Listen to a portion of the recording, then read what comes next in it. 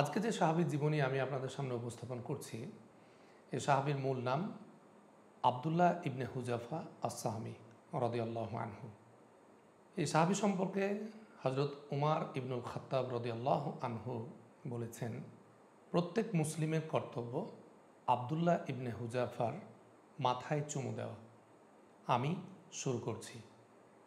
এখান থেকে বোঝা যায় হুযাফা রাদিয়াল্লাহু আনহু কতটা সম্মানিত সাহাবী ছিলেন। পৃথিবীতে অনেক আরব এসেছে যাদেরকে কেউ সেরকমভাবে মনে রাখেনি। আবদুল্লাহ ইবনে হুযাফা আস-সাহমী রাদিয়াল্লাহু আনহু তাদের মধ্যে একজন হতে পারতেন, কিন্তু না, আল্লাহ রাব্বুল আলামিন তাকে এমন সম্মান দান করেছেন যার কারণে চাইলেও আমরা তাকে কখনো বিস্মৃত করতে পারবো না।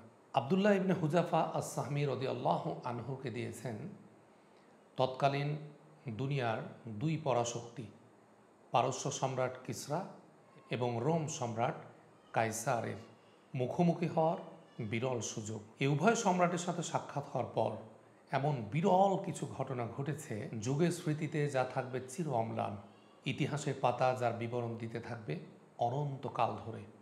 আমরা শুনব সাহাবী আবদুল্লাহ ইবনে হুযাফা আস-সাহমী রাদিয়াল্লাহু আনহুর জীবনী।